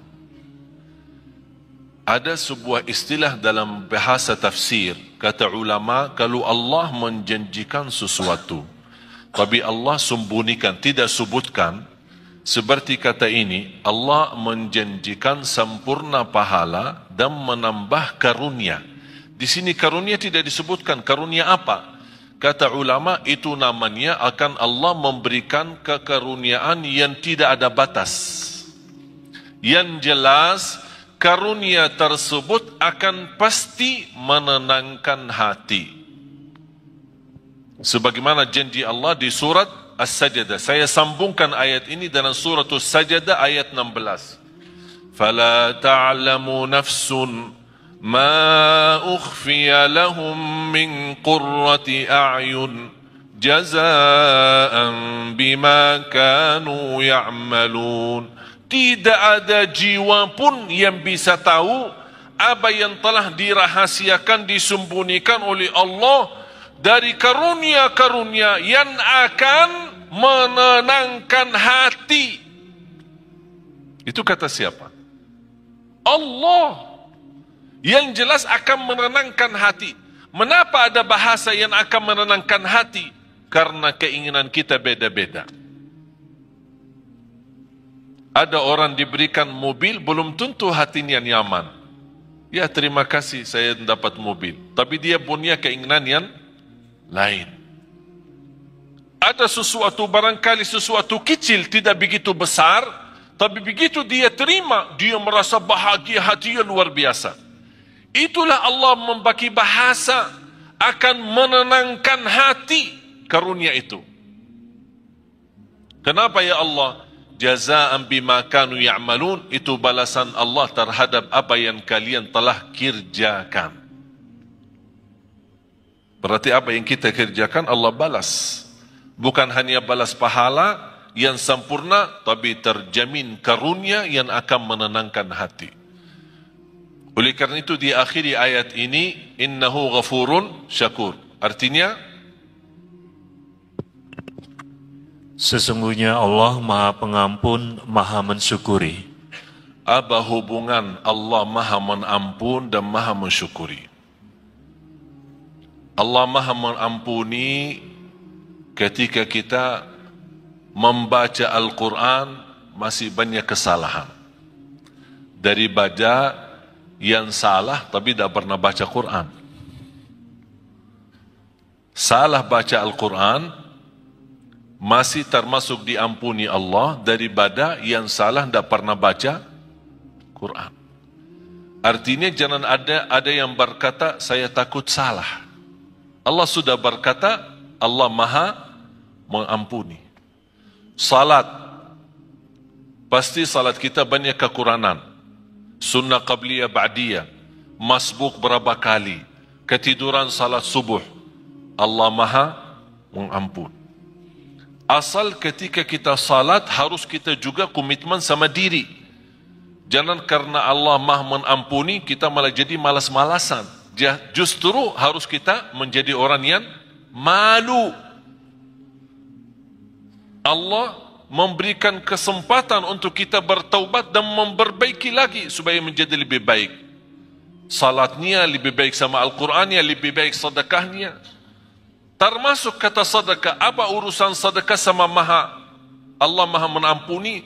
Pasti dalam memberikan sedekah kita tidak akan terlepas daripada sifat bangga. Merasa diri, oh saya bersedekah itu, ini orang lebih kaya tapi tidak pernah bersedekah. Namanya kan hati, perasaan. Ada ucapan-ucapan, barangkali kita tidak pernah ucapkan lidah, tapi perasaannya yang ucapkan, hati yang ucapkan. Allah mengampuni dosa itu. Terus syakur. Innahu ghafurun syakur. Saya ingin Bapak Ibu tolong kalau bisa belajari hafal ayat 2 ayat ini. Surah Fatir, surah 35 ayat 29 dan 30. 2 ayat saja. Belajari, dalami, kalau bisa hafal. Luar biasa manfaat dan dahsyatnya. Memberikan keyakinan yang luar biasa. Syakur. Apa hubungan syakur sama tilawatul Quran, baca Quran, sama mendirikan salat, sama sedekah. Pertama harus kita sepakati apa arti syakur. Ayo, apa arti syakur? Syakur kan Asmaul Husna, salah satu nama Allah. Kalau di bahasa Indonesia kan syakur itu yang maha mensyukuri. Tapi masih belum pas. Dan selalu saya sampaikan ke jamaah, belum ada dan tidak akan ada. Belum ada dan tidak akan ada bahasa yang mampu kupas isi Al-Quran selain bahasa Arab. Bahasa Inggris, bahasa Indonesia, bahasa Melayu, bahasa apapun, hanya kemampuannya terjemah saja. Isinya lebih dalam, lebih terlihat. Mutiara-mutiaranya, keindahannya, tidak ada bahasa yang bisa. Hanya bahasa Arab. Subhanallah, begitu indah kajian yang disampaikan oleh guru kita Al-Maghfur lahu Syekh Ali Jaber.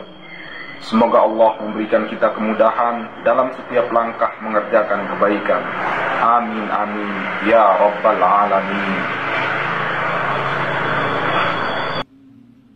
Ketika saya membaca innahu ghafurun syakur, saya faham apa maksudnya syakur di sini dibandingkan dengan amalan yang Allah sebutkan sebelumnya. Syakur dalam bahasa Arab, tolong hafal. Huwallazi yu'ti al-ajr al-kathir bil-amal al-qalil. Yang artinya asy-syakur yang menjaminkan pahala yang banyak dengan amalan yang sedikit. Itu namanya syakur. Yang memberikan pahala yang banyak dengan amalan sedikit. Mau tahu buktinya?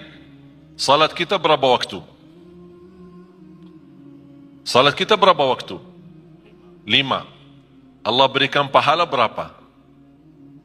Tahu enggak pahala salat? 50. Waktu Isra Mi'raj, Allah menetapkan 5 waktu. Apa kata Allah kepada Nabi Muhammad? Kepada umatmu, saya perintah 5 waktu dikerjakan, tapi pahalanya 50. Hadis Rasulullah SAW, barang siapa yang menjaga sunnah qabliyah ba'diyah 12 rakaat di Sahih Muslim, 12 rakaat sehari dan semalam, yang namanya sunnah qabliyah ba'diyah, dapat rumah di dalam surga. Barang siapa yang mengikuti salat subuh ini hadis sahih. Barang siapa yang ikuti salat subuh berjamaah dapat pahala seperti orang salat malam sepanjang malam. Padahal sepanjang malam tidur. Mana kita mampu salat malam sepanjang malam. Hanya dengan subuh jamaah, berjamaah subuh, pahala sepanjang malam kita dapat. Lebih dahsyat lagi, sunnah qabliyah subuh. Lebih baik, lebih besar pahalanya daripada dunia dan segala isinya. Itulah syakur. Amalan sedikit tapi pahalanya besar. Kalau Allah tidak syakur, memberikan pahala yang banyak dan amalan sedikit, kita tidak bisa kejar umur kita dibanding umat yang terdahulu. Satu malam Lailatul Qadar, Bapak Ibu, pahalanya 83 tahun, padahal umur kita belum tentu 83. Itulah syakur. Allah memberikan dengan amalan yang sedikit tapi pahala yang banyak. Saya tanya anda sekalian, ketika ada orang membantu kita, memberikan tolongan apapun, dari segi bantu pinjaman atau bantu kendaraan, kita perlu ada acara, kita pinjam mobilnya sebentar.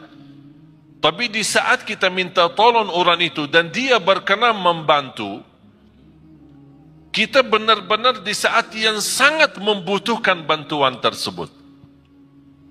Kira-kira bagaimana perasaan berterima kasih kepadanya? Tinggi kan? Setiap kita doa pasti ingat dia. Setiap ketemu terima kasih.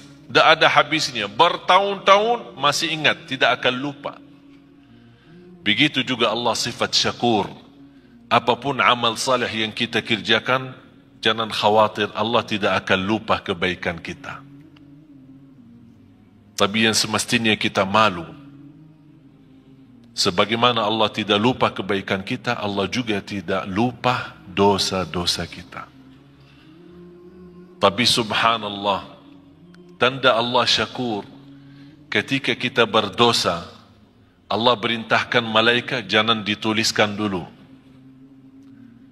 Disebutkan berbagai macam riwayat, diberikan kesempatan 3 hari supaya taubat. Kalau dia taubat sadar malu, diampuni dosa, tidak perlu ditulis.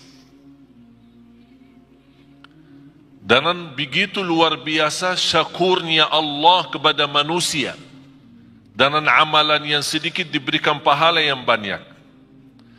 Dan sedekah Allah subhanahu wa ta'ala, ini saya kaitkan antara hubungan Quran, sedekah sama syakur. Yang kita beri kepada Allah berapa? Dan yang Allah berikan kepada kita berapa? Rizki yang kita miliki Bapak Ibu, kalau kita mau hitungkan harus kena denda dan bayar, mana orang sanggup? Setiap mau hirup udara yang segar harus bayar. Setiap mau buka mata harus bayar. Mau tutup lagi harus bayar. Mau bergerak satu langkah harus bayar. Sanggup gak hidup? Tidak bisa. Tapi Allah memberikan banyak. Dan Allah tidak minta yang banyak. Zakat pun yang namanya zakat harta 2,5%. 2,5%. Mengapa 2,5%? Harta Allah berikan banyak, tapi Allah tidak minta yang banyak. Supaya sisanya buat nikmati. Silahkan nikmati. 2,5% setiap hari? Tidak. Kira-kira kalau setiap hari 2,5% gimana? Sanggup gak? Setiap bulan? Bukan. Setahun sekali. Contoh, pegawai, karyawan, orang bekerja yang menerima gaji. Kalau gaji Anda 10 juta atau 5 juta. Ustaz, jangan 5 juta terlalu banyak. Ya udah 2 juta. 2 juta berbulan. Dalam satu tahun berapa? 24 juta. Berarti ada zakat kan? Tapi banyak orang salah hitung. Selama 1 tahun Anda punya keperluan.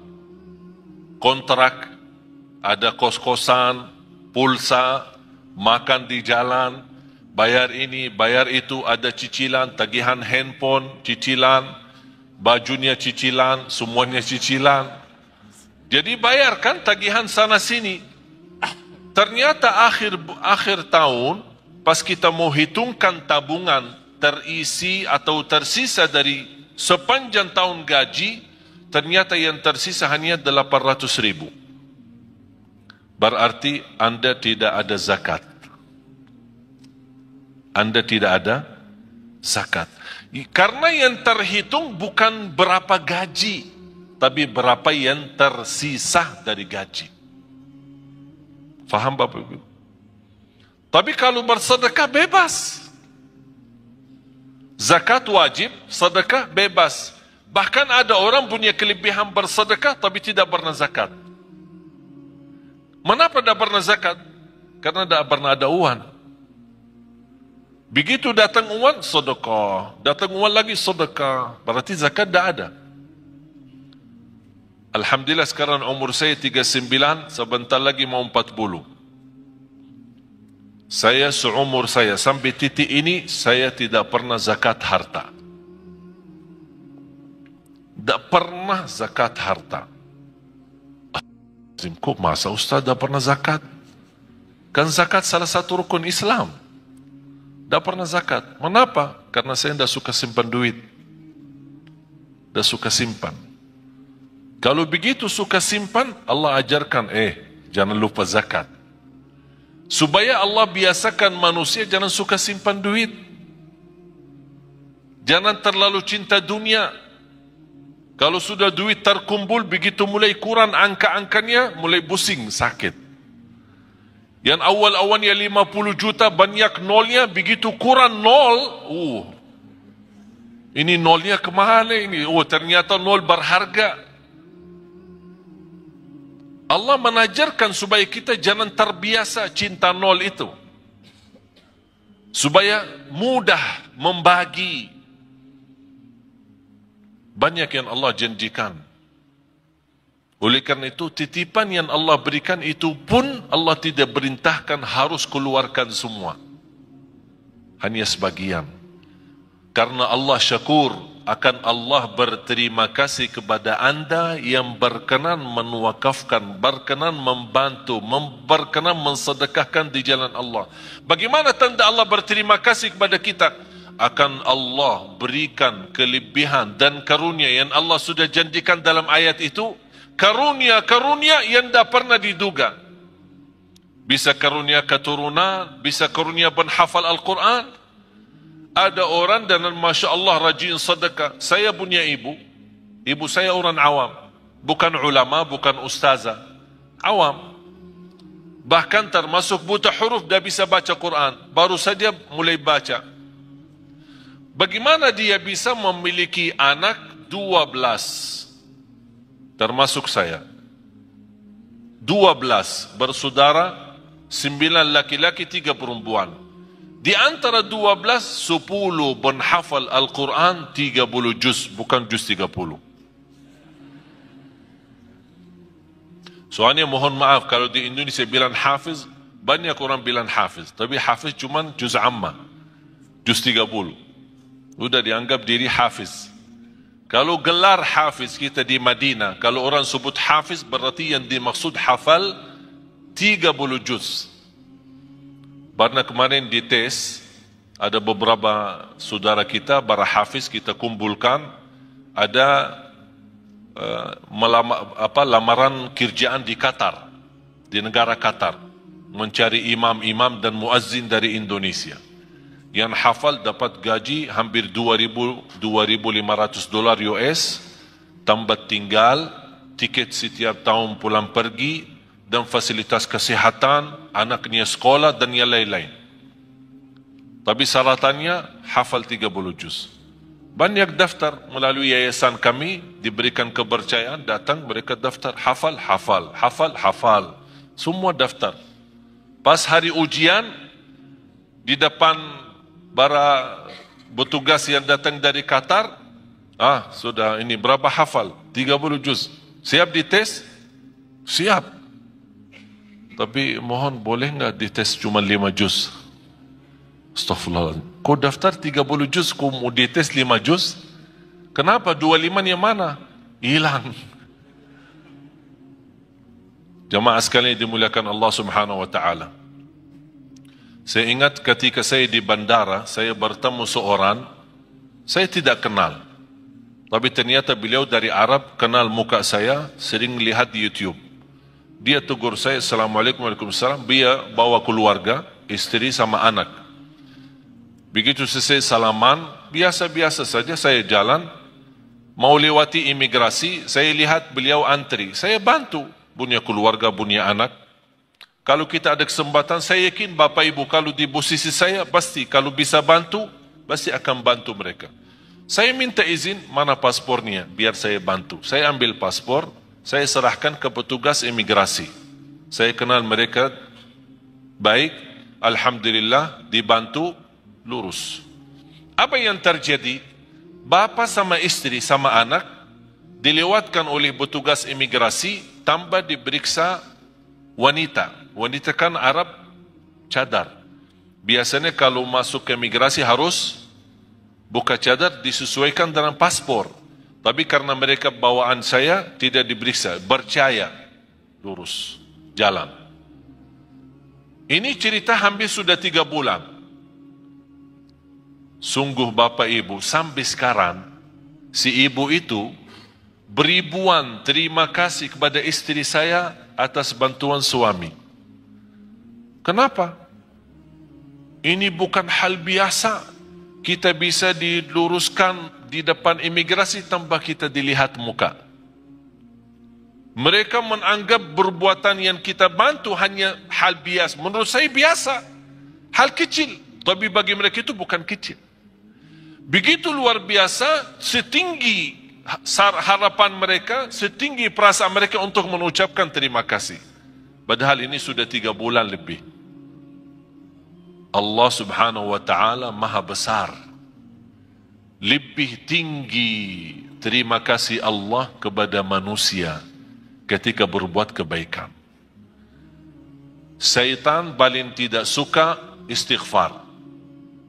Mengapa syaitan tidak suka istighfar?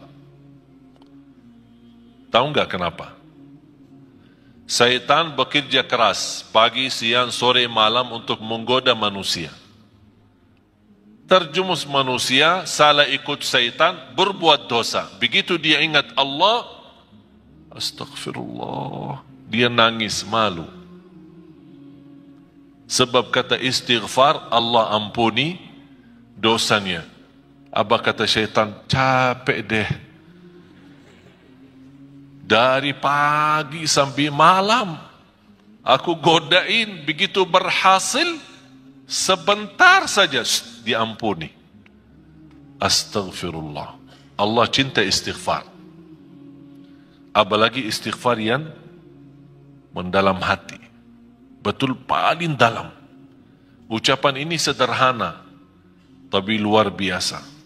Ingat Bapak Ibu, bagi Allah sebagaimana di ayat ini, innahu ghafurun syakur, bagi Allah soal ampunan dosa sangat mudah. Paling enak, paling enteng, paling ringan bagi Allah ampunan dosa. Allah tidak keberatan mengampuni dosa kita. Wa inni laghaffarun liman taba wa amana wa amila salihan thumma ihtada. Kata Allah subhanahu wa ta'ala, aku ampuni, aku berkenan ampuni. Tapi bagi siapa? Yang berkenan taubat, yang berkenan istighfar. Oleh karena itu ketika kita bertaubat dan menangis, titisan air mata berharga di sisi Allah. Dari mana kita tahu berharga di sisi Allah? Ternyata Rasulullah SAW bersabda, Ainun la tamassahan nar, ainun bakat min khasyatillah. Bisa titisan air mata karena Allah, malu sama Allah, malu karena dosa maksiat, sebab titisan air mata, Allah jamin kita tidak boleh tersentuh oleh neraka jahanam. Berarti jamaah sekalian, air mata itu tidak main. Apalagi air mata yang menangis karena Allah subhanahu wa ta'ala. Oleh karena itu kita selalu beristighfar. Mudah-mudahan istighfar kita yang kita selalu membawa menjadi wirid kita sehari-hari kita, membawa ampunan Allah subhanahu wa ta'ala. Alhamdulillah, itulah tadi kajian yang indah dari guru kita Al-Maghfuru Lahu Syekh Ali Jaber. Semoga menjadi amal jariah beliau dan diberikan tempat yang mulia di sisi Allah subhanahu wa ta'ala. Amin amin ya rabbal alamin. Wassalamualaikum warahmatullahi wabarakatuh.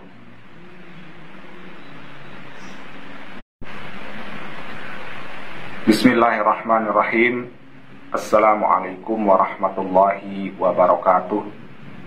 Saudaraku yang beriman, marilah sejenak kita simak kajian dari guru kita Al-Maghfuru Lahu Syekh Ali Jaber, sekaligus mengenang beliau dan memetik hikmah, ilmu dan amalan di dalam kajian ini yang insya Allah akan menjadi suatu kebaikan bagi kita untuk menjalani kehidupan sehari-hari. Marilah kita simak bersama-sama. Para jamaah sekalian, karena saya baru tahu ada penajian atau tugas saya berceramah dan berarti saya belum siapkan metode atau materi, tapi saya baru ingat. Saya ingin menyampaikan, membagi bersama Bapak Ibu ilmu bagaimana luar biasa keindahan dan keajaiban Al-Quran.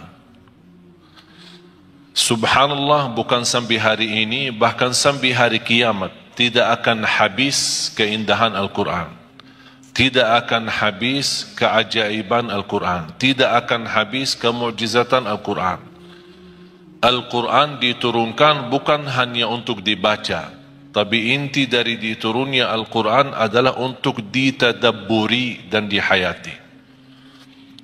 Salah satu ayat yang membuat saya berfikir, bahkan sebab ayat tersebut membuat saya berhenti, bertahan, tidak melanjut kebiasaan rutin saya menkhatam Al-Quran.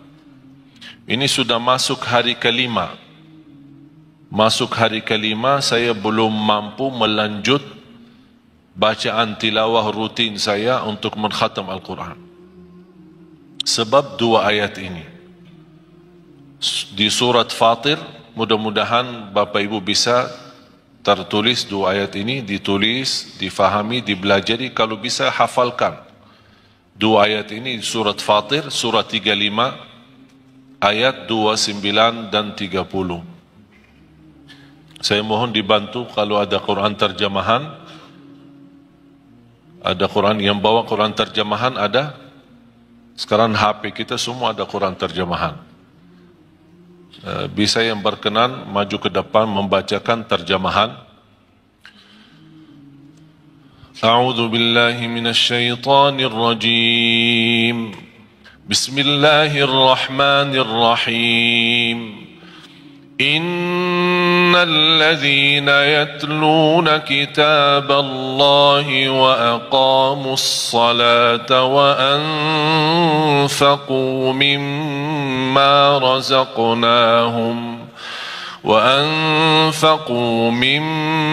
razaqnahum sirran wa alaniyah يرجون تجارة لن تبور ليوفيهم أجورهم ويزيدهم من فضله إنه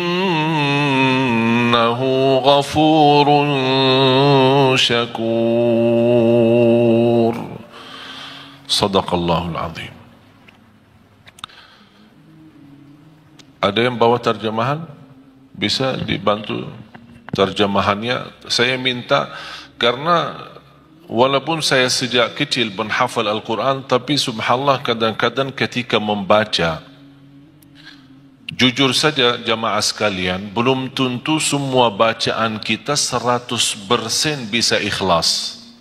Belum tentu 100% bisa merasa keindahan. Pasti ada satu saat tersentuh sebuah ayat. Di antara kita pasti saya yakin berbeda-beda sukaannya ayat Al-Quran. Bukan berarti tidak suka ayat yang lain, suka. Tapi ada sebuah surah atau sebuah ayat lebih Bapak Ibu menyukai ayat ini daripada yang lain. Misal ada yang lebih tertarik kepada Yasin, ada Ar-Rahman, ada Al-Kahfi, ada surah Maryam, ada surah Yusuf, ada yang sukaannya suratul Fatihah, ada yang sukaannya surat Qul Huwallahu Ahad. Macam-macam. Yang membuat kesukaan surah tertentu, yang membuat jauh lebih menikmati ketika membaca maupun mendengar. Apalagi kalau bisa mendengar dengan murattal yang fasih, bacaannya sempurna dan tajwid, dan irama yang begitu luar biasa, ini sangat membantu terasa oleh hati kita. Jadi saya jujur saja, saya bicara kebiasaan kondisi. Ketika kita membaca, misal contoh Rasulullah SAW pernah membaca satu ayat di suratul Ma'idah, ayat yang terakhir suratul Ma'idah, dua ayat terakhir suratul Ma'idah. Ketika Rasulullah SAW salat malam, ketika sampai ke ayat itu, Rasulullah sallallahu alaihi wasallam mengulangi berkali-kali dalam salat tahajud sampai subuh. Membaca ayat itu dan menangis, membaca dan menangis. Jadi ada satu saat ketika kita membaca, pasti istilahnya apa ya? Barangkali hati kita saat itu terbuka atau sedang terbuka, sedang betul-betul siap untuk menerima cahaya Al-Quran.